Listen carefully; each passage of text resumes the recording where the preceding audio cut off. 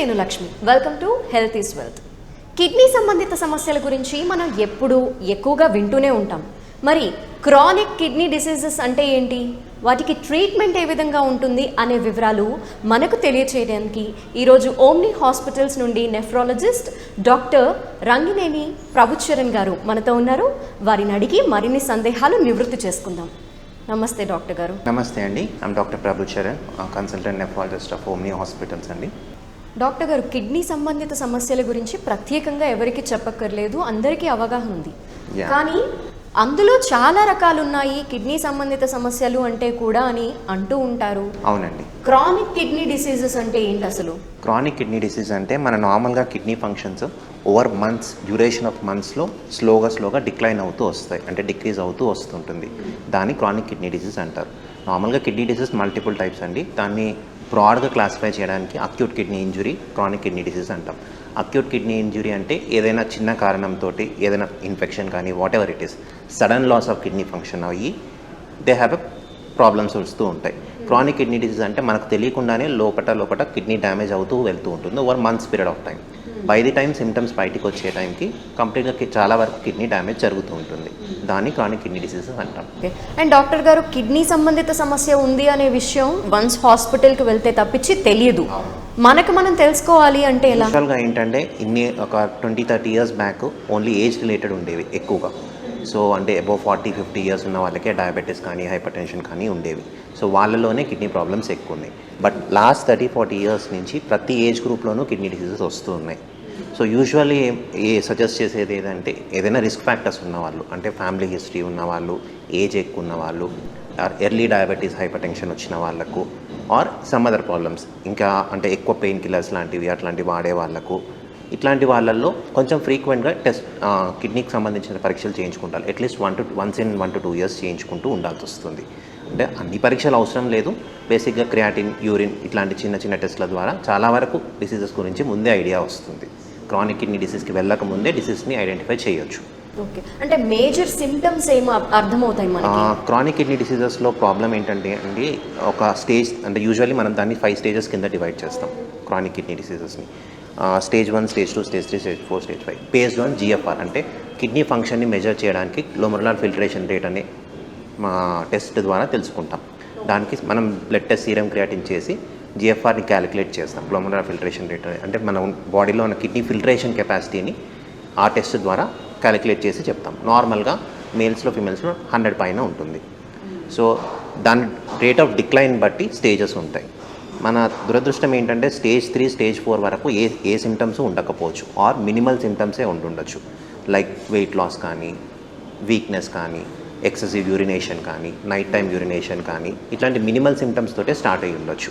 Are అప్పుడప్పుడు కాళ్ళ వాపులు రావడము. యాజ్ డిసీజ్ అడ్వాన్సెస్ అన్ని సిమ్టమ్స్ బయటికి వస్తూ ఉంటాయి.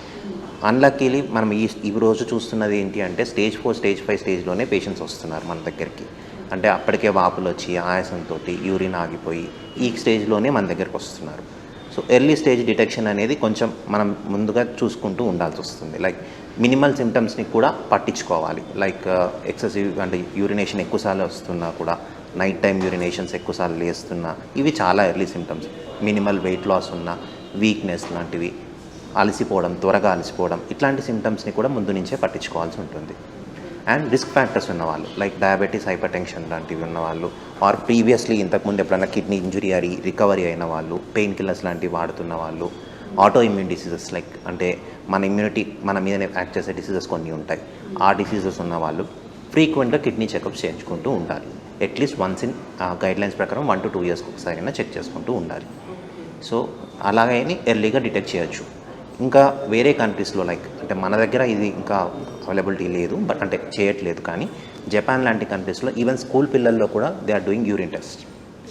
సో ఎర్లీగా డిటెక్ట్ చేయడానికి సింపుల్ యూరిన్ టెస్టే చాలా వరకు కొన్ని డిసీజెస్ని ముందే చూపిస్తూ ఉంటుంది. ఓకే. అండ్ డాక్టర్ గారు, ఎవరెవరిలో వస్తుంది అంటే ఏదన్నా అదే చెప్పాను. యాక్చువల్గా ఏంటంటే ఇంతకుముందు ఓన్లీ 40-50 ఇయర్స్ పైన ఉన్న వాళ్ళకే కిడ్నీ డిసీజెస్ గురించి ప్రాబ్లమ్స్ ఉండేవి. రేర్లీ బిలో దట్ ఉండేది. కానీ ఈ 20 ఇయర్స్ మన లైఫ్ స్టైల్ వల్ల, జెనెటిక్స్ చేంజ్ వల్ల, ఎన్విరాన్మెంటల్ కండిషన్స్ వల్ల ఏజ్లో అయినా వస్తున్నాయి. అంటే ఒక స్పెసిఫిక్ ఏజ్ అంటూ ఏం లేదు. బట్ ఏజ్ పెరిగే కొద్దీ నార్మల్గా కూడా 40 ఇయర్స్ దాటిన తర్వాత కిడ్నీ ఫంక్షన్ కొంచెం తగ్గుతూ వస్తూ ఉంటుంది. ఏజింగ్ ప్రాసెస్లో భాగంగా. అందుకే 40 ఇయర్స్ తర్వాత ఏ డిసీజెస్కి వచ్చినా కూడా రిస్క్ ఎక్కువ ఉంటుంది కిడ్నీ డిసీజ్ ఫెయిల్యూర్లో. సో వాళ్ళల్లో మోర్ సిగ్నిఫికెంట్గా ఉంటుంది కాబట్టి ఎక్కువ టెస్ట్లకు అడ్వైస్ చేస్తాం. But that doesn't mean that పిల్లల్లో రాదని కాదు, అన్ని ఏజ్ గ్రూప్లలో ఉంటాయి. సో అట్లీస్ట్ 2 to 3 ఇయర్స్ మామూలు రొటీన్ యూరిన్ టెస్ట్ కూడా ఇట్ విల్ షో ప్రాబ్లం ఏమైనా ఉందో చూపిస్తుంది కాబట్టి అది చేయించుకోవడం బెటర్ అన్నది. Okay. And chronic kidney diseases వల్ల తర్వాత ఎటువంటి కాంప్లికేషన్స్ వస్తాయంటారు? క్రానిక్ కిడ్నీ డిసీజ్ అనేది ఓన్లీ కిడ్నీకి సంబంధించిన డిసీజ్ కాదు. నార్మల్గా కిడ్నీ చేసే చాలా పనులు మనకు తెలియదు. లైక్ మనం ఎక్స్పెక్ట్ చేస్తున్నది ఏంటి, ఓన్లీ విషాన్ని అంటే టాక్సిన్స్ని బయటికి పంపిస్తుందని మాత్రమే మనకు తెలుసు. కానీ కిడ్నీ చాలా విషయాల్లో హెల్ప్ చేస్తుంది. ఒకటి, ఒంట్లో మనం తినే పదార్థాల వల్ల మన బాడీలో జరిగే వేరియస్ మెటబాలిజమ్స్ వల్ల ఎన్నో టాక్సిన్స్ ప్రొడ్యూస్ అవుతాయి రోజులు. వాటన్నిటిని ఎక్స్క్రీట్ చేస్తుంది. ఫస్ట్ థింగ్ డీటాక్సిఫై చేస్తుంది ఫస్ట్.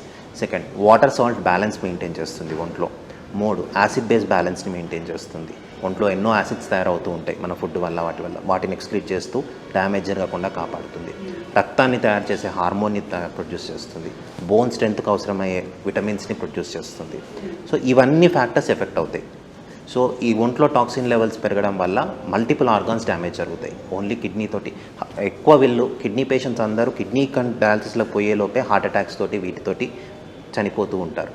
సో కార్డియాక్ రిస్క్ అంటే స్ట్రోక్ వచ్చే రిస్క్ పెరుగుతుంటుంది, పక్షవాతాలు వచ్చే రిస్క్ పెరుగుతుంది, రక్తం తగ్గిపోవడము, ఆయాసం రావడము, హార్ట్ ఫెయిల్యూర్స్, నరాల మీద ఎఫెక్ట్ పడటము, బోన్స్ వీక్ అవ్వడము, ఇట్లా మల్టిపుల్ రికరెంట్ ఇన్ఫెక్షన్స్ రావడము, రక్తం గడ్డగట్టడము, ఈ ప్రాబ్లమ్స్ అన్నీ కూడా కిడ్నీ డిసీజెస్ తోటి వస్తూ ఉంటాయి. ఓకే. అండ్ ఏదైనా ఇతర సమస్యలు ఆల్రెడీ ఉంటే, ఆరోగ్య సమస్యలు లైక్ బీపీ కానీ షుగర్ కానీ, ఇవి ఆల్రెడీ ఉన్న వాళ్ళకి ఇప్పుడు మన ప్రపంచవ్యాప్తంగా చూసుకుంటే టాప్ 10 కంట్రీస్లో ఇండియా అరౌండ్ 4th, 5th పొజిషన్లో ఉంది. And soon we are going to reach top 1 or 2 positions in diabetes. So ప్రతి 6th person is from India. World పాపులేషన్ని కన్సిడర్ చేస్తే ప్రతి 6th person of diabetes 1 is from India. And ఇండియాలో కూడా around 14 to 15% diabetes ఉంది. And ఇది urban పాపులేషన్లో. Even rural పాపులేషన్లో కూడా 7 to 8% డయాబెటీస్ ఉంది. అంటే every 1 in 6 is diabetic. And this is going on. Even తెలంగాణలో కూడా around 10 to 12% patients percent of population is diabetic. And పెద్ద ఏజ్లో ఉన్న వాళ్ళకి ఇప్పుడు క్రానిక్ కిడ్నీ డిసీజెస్ వచ్చినాయి అన్న విషయం తెలిస్తే వాళ్ళకి ఎక్కువ కాంప్లికేషన్స్ ఉంటాయంటారా? అవును, ఎక్కువ కాంప్లికేషన్స్ ఎందుకు ఉంటాయంటే, ఫస్ట్ థింగ్ ఏంటంటే నేను ముందే చెప్పినట్టు యాజ్ ఏజ్ పెరిగే కొద్దీ కిడ్నీ ఫంక్షన్ కూడా తగ్గుతూ వస్తూ ఉంటుంది. సో అది కూడా ఒక ఫ్యాక్టర్ యాడ్ అవుతుంది. రెండోది, వాళ్ళకు డయాబెటీస్, హైపర్ టెన్షన్ లాంటి రిస్క్ ఫ్యాక్టర్స్ మనకంటే ఎక్కువ ఉంటాయి. బ్లడ్ వెజల్స్లో క్లాట్స్ అయ్యే ఫ్యాక్టర్స్ కానీ ఇవన్నీ ఎక్కువ ఉంటాయి. సో ఇది కూడా దాంట్లో యాడ్ అయినప్పుడు కాంప్లికేషన్ రిస్క్ పెరుగుతూ ఉంటుంది. అండ్ వాళ్ళు అన్ని మెడిసిన్స్ని టాలరేట్ చేయరు. ఏజ్ పెరిగే మనం 60-70 ఇయర్స్ వచ్చేసరికి ప్రతి మెడికేషన్ కూడా చూసి ఇవ్వాల్సి వస్తుంది. సో ఏ మెడికేషన్ అయినా కాంప్లికేషన్స్ని క్రియేట్ చేయగలం. సో ఈ ఫ్యాక్టర్స్ అన్నిటి వల్ల వాళ్ళల్లో రిస్క్ ఎక్కువ ఉంటుంది. Okay. And comparatively younger groups, older గ్రూప్లో ప్రోగ్రెషన్ కూడా చాలా ఫాస్ట్గా ఉంటుంది. మనము ఎర్లీగా డిటెక్ట్ చేయడానికి రీజన్ ఏంటంటే ప్రోగ్రెషన్ని ఆపడానికి, అంటే వాళ్ళని డయాలసిస్లోకి పోకుండా ఎన్నేళ్ళు ఆపగలము అన్న దాని మీద కాన్సన్ట్రేట్ చేయడం. ఓకే. అండ్ డాక్టర్ గారు, మీ దగ్గరికి ఎంతోమంది పేషెంట్స్ వస్తూ ఉంటారు. వాళ్ళల్లో మీరు చూసిన కాంప్లికేటెడ్ కేస్కి సంబంధించి అంటే ఏమి యూజువల్లీ అదే నేను చెప్పినట్టు మన దగ్గర మన ఇండియన్ పాపులేషన్లో ఫస్ట్ ప్రాబ్లం ఏంటంటే, చేసుకునే వాళ్ళేమో మరీ ఫ్రీక్వెంట్గా టెస్టులు చేయించుకుంటారు, వదిలేసే వాళ్ళేమో అసలే చేయించుకోరు. Normal routine urine analysis will be 100 to 150 rupees, అంతకంటే ఎక్కువ ఏం కాదు. సో ఇయర్కి 2 yearsకి 3 yearsకి కూడా ఒక్కసారి క్రియాటిన్ యూరిన్ చేయించుకుంటే చాలా డిసీజెస్ ముందే డయాగ్నోస్ చేయగలం. కానీ చాలామంది ఏదైనా సిమ్టమ్ వస్తే తప్ప టెస్ట్లకు పోరు. సో దానివల్ల ఏమవుతుందంటే కాంప్లికేషన్స్, అంటే ఎక్కువ కాంప్లికేషన్, వాపులతోటి, ఆయాసంతో కంప్లీట్ కిడ్నీ ఫెయిల్యూర్లోకి మళ్ళీ రివర్సబుల్ కాని స్టేజ్లోనే ఎక్కువ మంది అడ్మిట్ అవుతున్నారు. We are seeing around 25-30 years age ఉన్న వాళ్ళు కూడా వస్తున్నారు. ఓకే. సో ఆ టైంలో మనము పెద్దగా వాళ్ళకి ఆఫర్ చేయగలిగింది ఏమీ ఉండదు. డయాలసిస్, దాని తర్వాత ట్రాన్స్ప్లాంటేషన్ గురించి తప్పించి వెనక్కి వెళ్ళే అవకాశాలు తగ్గిపోతాయి. Very few people are coming little early.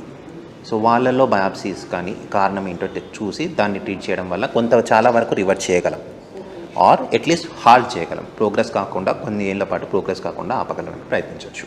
And doctor గారు, డయాలసిస్ చేయాల్సిన అవసరం ఎలాంటి వాళ్ళలో ఉంటుంది? నార్మల్గా సీకేడీలో అదే చెప్పాను కదా, chronic kidney disease stage 5 stages ఉంటాయి. స్టేజ్ 5 అంటే నార్మల్గా GFR అని క్యాలిక్యులేట్ చేస్తాం, అంటే మన కిడ్నీ ఫిల్టరేషన్ కెపాసిటీ నార్మల్గా 100 అన్నాం. 15కి బిలో వచ్చింది అంటే వాళ్ళలో ఈ టాక్సిన్ వల్ల ప్రాబ్లమ్స్ ఎక్కువగా ఉంటాయి. అంటే ఆకలి తగ్గిపోతుంది, వామిటింగ్ స్టార్ట్ అవుతాయి, మల్టిపుల్ ఆర్గాన్స్ అన్నీ ఎఫెక్ట్ అయితే ఒంట్లో నీరు చేరడం స్టార్ట్ అవుతుంది, ఆయాసం రావడం స్టార్ట్ అవుతుంది, యాసిడ్ లెవెల్స్ కూడా అబ్నార్మల్గా పెరుగుతాయి, సాల్ట్ బ్యాలెన్స్ అదుపు తప్పుతుంది. అట్లాంటి పేషెంట్స్లో వీ గో ఫర్ డయాలసిస్. ఎందుకంటే కిడ్నీ ఇంకా తను ఆ బాడీ కెపాసిటీని చేయలేకపోతుంది, క్లీనింగ్ పని చేయలేకపోతుంది, కాబట్టి ఆ పని మిషన్తో చేయిస్తూ ఉంటాం. దాన్నే డయాలసిస్ అంటాం. ఓకే, అంటే డయాలసిస్ చేయడం వల్ల ఎంతవరకు పర్సన్కి రిస్క్ తగ్గుతుందంటారు? డయాలసిస్ అనేది కిడ్నీకి ట్రీట్మెంట్ కాదు, ఇట్ ఈస్ అన్ ఆప్షన్. అంటే ఆ కిడ్నీ పని చేయట్లేదు కాబట్టి ఆ పని మిషన్తో చేయిస్తున్నాం ఓకే. టు మేక్, అంటే వాళ్ళని సర్వైవల్. ఈ కిడ్నీ చేసే పనిలో ఓన్లీ 40-50% మాత్రమే డయాలసిస్ మిషన్ చేయగలరు. సో కిడ్నీకి చాలా ఫంక్షన్స్ ఉన్నాయి, యాజ్ యూ టోల్డ్, అన్నీ చేయలేదు. అది only water salt balance maintain చేయడానికి, టాక్సిన్ లెవెల్స్ కొంతవరకు, అన్ని టాక్సిన్స్ వెళ్ళిపోవు, కొంతవరకు టాక్సిన్స్ వెళ్ళిపోతాయి, సో దట్ వాళ్ళు కొంచెం సిమ్టమ్ ఫ్రీ లైఫ్ లీడ్ చేయడానికి, అంటే వాళ్ళ లైఫ్ని ప్రొలాంగ్ చేయడానికి మాత్రమే డయాలసిస్ వాడుతూ ఉంటాం. ఓకే. వెస్ట్రన్ వరల్డ్లో డయాలసిస్ పైన కొన్ని ఏళ్ల పాటు బతికినారు. ఈవెన్ ఇండియన్ కొన్ని కంట్రీస్, కొన్ని సెంటర్స్లో ఏళ్ళబడి డయాలసిస్, మా దగ్గర కూడా పేషెంట్స్ అరౌండ్ 10-15 years నుంచి డయాలసిస్ మీద ఉన్న వాళ్ళు ఉన్నారు. But it depends upon there reserve ఎంత ఉంటుంది అన్న దాన్ని బట్టి ఉంటుంది. ఓకే. అండ్ డాక్టర్ గారు, వింటూ ఉంటాము ఒక కిడ్నీ డ్యామేజ్ అయిందని, 2 కిడ్నీలు డ్యామేజ్ అయిపోయాయని. యాక్చువల్గా నార్మల్గా ఏంటంటే ఒక కిడ్నీ 2 కిడ్నీలు అని కాదండి, మనకి ఎప్పుడైతే క్రియాటిన్ పెరగడం స్టార్ట్ అయ్యింది అంటే 2 కిడ్నీస్ డ్యామేజ్ అయినాయి అని అర్థం. ఓకే. సో యూజువల్గా ఏంటంటే ఒక కిడ్నీ డ్యామేజ్ అయినా 90%, ఒక కిడ్నీ డ్యామేజ్ అయినా ఇంకొక కిడ్నీ దాని ఫంక్షన్ని తీసుకుంటుంది. అది మనకు తెలియదు చాలా వరకు. సో చాలామంది ఒక కిడ్నీతోనే పుడతారు, వాళ్ళ లైఫ్ అలా నడిచిపోతూ ఉంటుంది. కానీ బర్డెన్ పెరుగుతుంది, ఉన్న కిడ్నీ పైన బర్డెన్ పెరుగుతుంది. సో వాళ్ళు ఇంకా జాగ్రత్తగా ఉండాల్సి వస్తుంది. సో మామూలుగా రిస్క్ మామూలుగా మనకు 10-20% రిస్క్ ఉన్నది, వాళ్ళకి 40% రిస్క్ అవుతుంది. సో అంటే డబుల్ అవుతుంది. సో అట్లాంటి వాళ్ళు కొంచెం జాగ్రత్తలు ఎక్కువ తీసుకోవాల్సి వస్తుంది. ఓకే. సో యూజువల్లీ మేము సీకేడి అంటే 2 కిడ్నీలు అని అర్థం, అంటే ఒక కిడ్నీ అని కాదు. ఓకే. అండ్ ట్రాన్స్ప్లాంటేషన్కి ఎప్పుడు వెళ్ళాల్సి ఉంటుంది? నార్మల్గా స్టేజ్ 5 మీకు చెప్పాను కదా, సీకేడి స్టేజ్ 5 15 ml 10 ml కంటే తగ్గిపోయినప్పుడు ట్రాన్స్ప్లాంటేషన్ కూడా ప్రయత్నిస్తాం. దాంట్లో 2 రకాలు ఉంటాయి. ప్రియంటివ్ అంటే బిఫోర్ డయాలసిస్ ట్రాన్స్ప్లాంట్ చేసేస్తాం. అంటే వాళ్ళకు కాకపోతే లివింగ్ డోనర్ ఉండాలి, అంటే వాళ్ళ డొనేట్ చేయడానికి వాళ్ళ ఫ్యామిలీ మెంబర్స్ ఎవరైనా ఉంటే ఇమీడియట్గా, యూజువల్లీ 10కి బిలో రాగానే విల్ స్టార్ట్ ఇట్ ఆఫ్. కొంతమంది వాళ్ళకు ఐదర్ కొంచెం డిలే అవుతుంది అనుకున్నా, లేకపోతే డోనార్ దొరకట్లేదు అనుకున్నా, లేకపోతే క్యాడవర్ అంటే గవర్నమెంట్ జీవన్ దానిలో అప్లై చేసి చనిపోయిన బ్రెయిన్ డెత్ అయిన వాళ్ళ కిడ్నీని వాటి కోసం అప్లై చేసిన వాళ్ళల్లో డయాలసిస్ ఇనిషియేట్ చేస్తాము. వాళ్ళకు ఆప్షన్ ఉన్నప్పుడు ట్రాన్స్ప్లాంట్ చేస్తాం. ఓకే. అండ్ యంగర్ గ్రూప్స్కి ఎక్కువ ప్రిఫరెన్స్ ఇస్తాం. అఫ్కోర్స్ చాలా కంట్రీస్లో 70-80 years కూడా ట్రాన్స్ప్లాంట్ చేస్తున్నారు, మన దాంట్లో 60-70 years వరకు చేస్తున్నారు. అండ్ డాక్టర్ గారు, క్రానిక్ కిడ్నీ డిసీజెస్కి ట్రీట్మెంట్ ఏవేమి ఉన్నాయి? నార్మల్గా క్రానిక్ డిసీజెస్ అనేది ఎంత ఎర్లీగా డిటెక్ట్ చేస్తే అంత బెటర్. సో మినిమం సింటమ్స్ ఉన్నప్పుడు ఎర్లీ స్టేజ్ 1, స్టేజ్ 2, స్టేజ్ 3లో ఉన్నప్పుడు కాజ్ ఏంది, ఎందుకు వస్తుంది, డయాబెటీసా, హైపర్ టెన్షనా, అండర్లైన్ గ్లోమరులర్ డిజార్డర్స్ అంటాం, కిడ్నీలో ఉన్న ఫిల్టర్స్లో ప్రాబ్లం వల్ల, ప్రోటీన్ లీక్ అవ్వడం వల్ల వస్తుందా, ట్యూబ్యూల్స్ అంటే కిడ్నీలో ఉన్న ట్యూబ్స్లో ప్రాబ్లమ్స్ ఉన్నాయా, ఇంకేమన్నా ఆటో ఇమ్యూన్ డిసీజెస్ వల్లను, దాన్ని ట్రీట్ చేస్తే ఏమైనా ప్రోగ్రెషన్ ఆగుతుందా అన్నది చూస్తాం. దానికి తగ్గట్టు BP control, sugar control, what ever it is. అవసరమైతే బయాప్సీస్, కిడ్నీ సైజెస్ నార్మల్ ఉంటే అవసరమైతే బయాప్సీ చేసి కారణం ఏంటో దాన్ని ట్రీట్ చేస్తాం. అండ్ స్టేజ్ 3 నుంచి వేరే డిసీజ్ అంటే వేరే ఆర్గాన్స్ ఎఫెక్ట్ అవ్వడం స్టార్ట్ అవుతుంది. బ్లడ్ హిమోగ్లోబిన్ తగ్గడము, యాసిడ్ లెవెల్స్ పెరగడం, వాటిని ట్రీట్ చేయడం స్టార్ట్ చేస్తాం.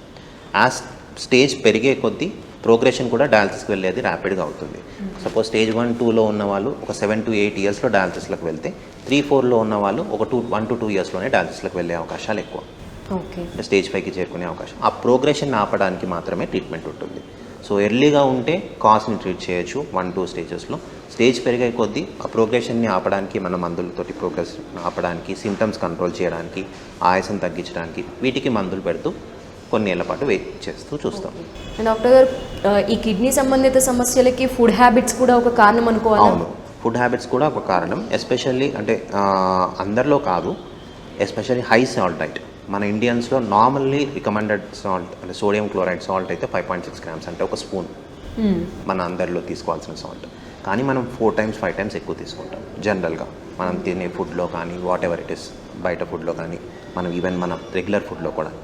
సో ఈ కిడ్నీ పేషెంట్స్లో దాంట్లో సగం మాత్రమే తీసుకోవాలి, అంటే అరౌండ్ 2.8 grams మాత్రమే తీసుకోవాలి. అంటే లైఫ్ స్టైల్ చేంజెస్ కొన్ని ఈ మధ్య కాలంలో రకరకాల లైఫ్ స్టైల్ మెయిన్గా మనకు ఇంపార్టెంట్ ఏంటంటే టెన్షన్ ఫ్రీ లైఫ్ కోసం చూడాలి. ఫస్ట్ పాయింట్, డైట్ కంట్రోల్ రెగ్యులర్గా, వెయిట్ పెరగనివ్వకూడదు, మన బాడీ మాస్ ఇండెక్స్ BMI చూస్తాం కదా 23 to 27, అలా 25 to 26 మధ్యలోనే ఉంచుకోవాలి. వెయిట్ ఎక్కువ పెరగకుండా చూసుకోవాలి. మూడోది regular exercises 30 minutes 45 minutes daily walk చేయాల్సి వస్తుంది. స్మోకింగ్, ఆల్కహాల్ కంప్లీట్గా స్టాప్ చేయాలి అలవాటు ఉన్న వాళ్ళు ఎవరైనా. ఐదోది అన్నెసరీ మెడికేషన్స్ వాడటం ఆపేసేయాలి. పెయిన్ కిల్లర్స్ కానీ ఓవర్ ది కౌంటర్ వాడే మెడికేషన్స్ వితౌట్ డాక్టర్స్ ప్రిస్క్రిప్షన్ వాడకూడదు. ఇవి మెయిన్ ఫ్యాక్టర్స్.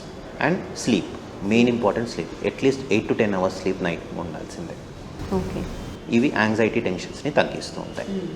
అండ్ ఈ పాయింట్ ఆఫ్ టైంలో I want tell you one more thing. Like ఇప్పుడున్న కోవిడ్ సిచ్యువేషన్స్లో మనము CKD పేషెంట్స్ ఎలాంటి జాగ్రత్తలు తీసుకోవాలి. లైక్ కోవిడ్లో కూడా వాళ్ళకు రిస్క్ ఎక్కువగా ఉంటుంది. వాళ్ళ ఇమ్యూనిటీ తగ్గిపోతుంది కాబట్టి వాళ్ళు ఈవెన్ వ్యాక్సినేషన్ తీసుకున్న అన్ని ప్రికాషన్స్ కంపల్సరీగా తీసుకోవాలి. ఎందుకంటే వాళ్ళకి వ్యాక్సినేషన్ తీసుకున్న ఇమ్యూనిటీ లో ఉంటుంది కాబట్టి వాళ్ళకి వచ్చే అవకాశం ఎక్కువే, వచ్చిన సీరియస్గా అయ్యే అవకాశాలు కూడా ఎక్కువ.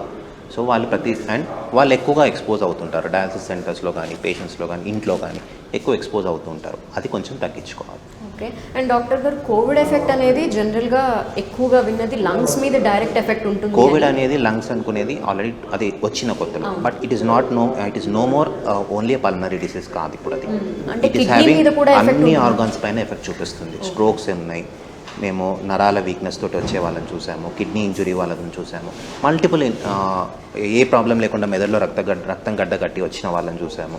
So it is not simple lung disease కాదు ఇప్పుడు. అది ఇట్ ఈస్ ఇన్ఫ్లమేటరీ సిండ్రోమ్ అంటాం. అంటే మల్టిపుల్ ఆర్గాన్స్ని ఎఫెక్ట్ చేస్తూ వస్తుంది. అది డిపెండ్స్ అపాన్ ది పర్సన్. కొంతమందికి ఓన్లీ లంగ్కి లిమిట్ అవుతుంది, కొంతమందికి ఈ కిడ్నీ ఇంజురీ ఇవన్నీ కూడా వస్తున్నాయి.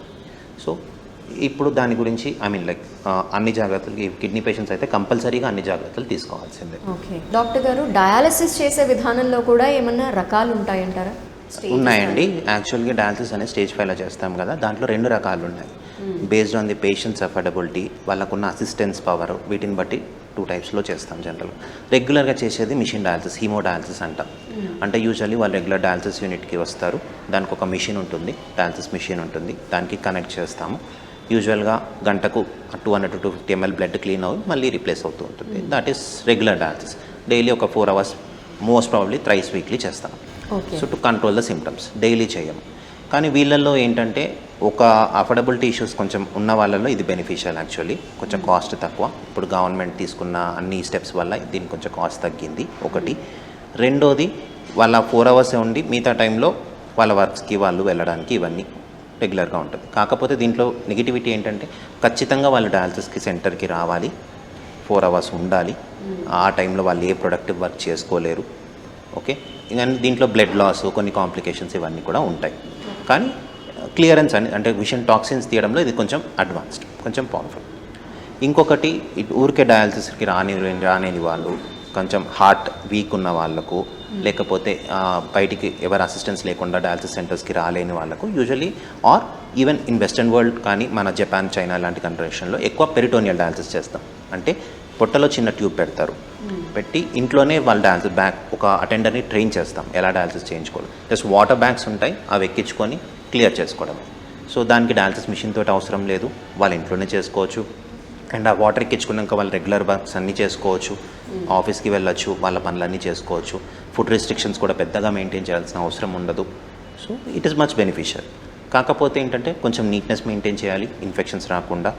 రెండోది, కాస్ట్ ఫ్యాక్టర్స్ కొంచెం దీనికంటే కొంచెం కాస్ట్లియర్. సో ఈ 2 types ఆఫ్ డయాలసిస్ ఆఫర్ చేస్తాం. అండ్ మన మెజారిటీ ఆఫ్ పీపుల్ హీమోడయాలసిస్ పైనే ఉంటారు ఎక్కువగా.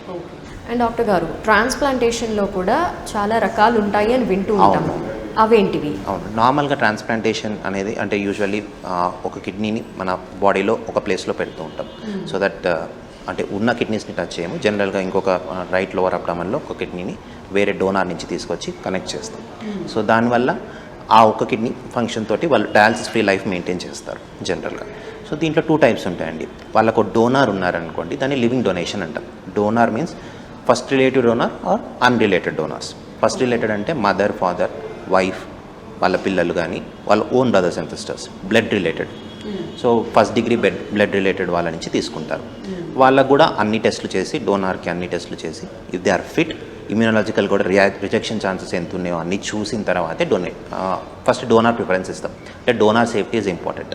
సో అన్నీ బెటర్గా ఉన్నాయి, తీసినా డోనార్కి ఏం నష్టం లేదు అనుకున్నప్పుడు ఆ కిడ్నీని ట్రాన్స్ప్లాంట్ చేస్తాం రిసిపియంట్లు. దాన్ని లివింగ్ డొనేషన్ అంటాం. క్యాడవర్, కొంతమందిలో డోనార్స్ ఉండరు, లేకపోతే బ్లడ్ గ్రూప్ మ్యాచ్ అవ్వదు, లేకపోతే సమ్ అదర్ కాంప్లికేషన్స్ ఉంటాయి, ఇమ్యూనాలజికల్గా రిజెక్ట్ అయ్యే అవకాశాలు ఎక్కువ ఉంటాయి. సో ఇట్లాంటి వాళ్ళల్లో ఏం చేస్తామంటే క్యాడవర్కి అప్లై చేస్తాం. క్యాడవర్ అంటే బ్రెయిన్ డెత్ అయిన వాళ్ళలో నుంచి తీసుకుంటాం. సో యూజువల్లీ ఇది మొత్తం గవర్నమెంట్ కంట్రోల్లో ఉంటుంది. ఇదంతా జీవన్ దాన్ అనే ప్రోగ్రామ్ గవర్నమెంట్ వస్తుంది కదా, దాని కంట్రోల్లో ఉంటుంది. పేషెంట్ డయాలసిస్ వచ్చినప్పటి నుంచి పాయింట్స్ యాడ్ అవుతూ ఉంటాయి. ఎన్ని ఏళ్ళు డయాలసిస్లో ఉన్నారు, ఎన్ని కాంప్లికేషన్స్ ఉన్నాయి, ఎన్ని ఫిస్టులాస్ అంటాం, డయాలసిస్ చేసేటప్పుడు ఆ ఫిస్టులాతోటి చేస్తాం, ఆ ఫెయిల్యూర్స్ ఎన్ని ఉన్నాయి, వీటిని బట్టి పాయింట్స్ ఉంటాయి.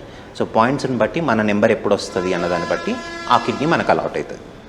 సో ఇప్పుడు సపోజ్ ఒక పేషెంట్ బ్రెయిన్ డెత్ అయ్యారు ఏదైనా హాస్పిటల్లో, జీవన్ దానికి ఇన్ఫామ్ చేయగానే వాళ్ళే వచ్చి మొత్తం పేషెంట్ అటెండర్స్ తోటి కౌన్సిల్ చేసి ఒకవేళ వాళ్ళు ఒప్పుకుంటే డొనేషన్ తీసుకొని అది గవర్నమెంట్ జీవన్ దానికి వెళ్తుంది. అక్కడి నుంచి లిస్ట్లో ఎవరు ఉన్నారు ఫస్ట్ అన్న దాన్ని బట్టి ఆ హాస్పిటల్ కానీ ఆ పేషెంట్ కానీ వెళ్తుంది. సో దాన్ని క్యాడవర్ డొనేషన్ అంటాం. సో మన ఇండియాలో మాత్రం బ్రెయిన్ డెత్ అయిన పేషెంట్స్ని తీసుకుంటున్నాము. కొన్ని కంట్రీస్లో అంటే లండన్ లాంటి యూరోపియన్ కంట్రీస్లో ఈవెన్ కార్డియాక్ అంటే హార్ట్ అరెస్ట్ అయిన వాళ్ళు, పూర్తిగా చనిపోయిన వాళ్ళ నుంచి కూడా తీసుకుంటారు. కానీ మన ఇండియాలో ఇంతవరకు అది లేదు, ఓన్లీ బ్రెయిన్ డెత్ అయిన వాళ్ళ నుంచి తీసుకుంటున్నాం. అండ్ డాక్టర్ గారు, ఓమ్నీలో ఉన్న అత్యాధునిక చికిత్సా విధానాలు ఏంటి కిడ్నీ డిసీజ్కి? మన ఓమ్నీలో వీ హ్యావ్ ఎవ్రీథింగ్ అండి. కిడ్నీ డయాలసిస్ అవైలబుల్ ఉంది, పెరిటోనియల్ డయాలసిస్ అవైలబుల్ ఉంది, అన్ని రెగ్యులర్ బయాప్సిస్ కానీ వాట్ ఎవర్ ఇట్ ఇస్, ఎక్కడైతే బయట ఏవైతే అవైలబుల్ ఉన్నాయో అన్నీ ఇక్కడ అవైలబుల్ ఉన్నాయండి. ఈవెన్ ట్రాన్స్ప్లాంట్ కూడా we have a permission to go. Okay. And ఇప్పుడు కోవిడ్ టైం మళ్ళీ థర్డ్ వేవ్ గురించి వింటున్నాం కాబట్టి ఎటువంటి జాగ్రత్తలు తీసుకుంటున్నారు ఓమ్నీలో? బేసిక్గా అందరినీ వ్యాక్సినేషన్ అయితే కంప్లీట్ చేశాము. అన్ని covid precautions as per government rules we are following it. ఆ డిస్టెన్స్ మెయింటెనెన్స్ కానీ, మాస్క్ పెట్టుకోవడం కానీ, ఆల్ దీస్ ఫీచర్స్ మేము ఖచ్చితంగా పాటిస్తూ ఉన్నాం. అండ్ పర్సనల్ హైజీన్ కానీ వాట్ ఎవర్ ఇట్ ఇస్, ఎక్కువ అటెండర్స్ని ఎలో చేయకపోవడం, all these things we are maintaining it. Okay doctor గారు, థ్యాంక్ యూ. ఎందుకంటే కిడ్నీ డిసీజెస్ గురించి తెలిసినవే అనిపిస్తుంది కానీ చాలా తెలుసుకోవాల్సింది ఉంది. ముందుగా ఎర్లీ స్టేజెస్లోనే తెలుసుకోవాలి. యాక్చువల్గా ఇండియాలో ప్రజెంట్లీ కిడ్నీ డిసీజెస్ గురించి అంత అవగాహన లేదు. హార్ట్ డిసీజ్ గురించి ఉన్న అవగాహన కిడ్నీ డిసీజెస్ గురించి లేదు. సో యూజువల్లీ చాలా వరకు నెగ్లెక్ట్ చేస్తారు. సో ఎర్లీ స్టేజెస్లో అంటే నార్మల్గా ఇప్పుడు క్రియాటిన్ కానీ బ్లడ్ టెస్టులు చేసుకున్నా కూడా ఆ రేంజ్ ఏంటి, ఎంతవరకు నార్మల్ అన్నది చాలామందికి తెలియదు. సో ఇట్స్ బెటర్ రెగ్యులర్గా అడ్వైజ్ ఏంటంటే అట్లీస్ట్ 2 to 3 years కైనా basic urine test, creatine test అయితే చేసుకోవడంలో తప్పు లేదన్నది నా అభిప్రాయం. థ్యాంక్ యూ డాక్టర్ గారు. కిడ్నీ సంబంధిత సమస్యలకు సంబంధించి ఎంతో అవగాహన కల్పించారు ఈరోజు. Once again thank you. Thank you అండి. రైట్. ఇది ఇవాల్టి హెల్త్ ఈజ్ వెల్త్ ప్రత్యేక కార్యక్రమం. చూస్తూనే ఉండండి HM TV.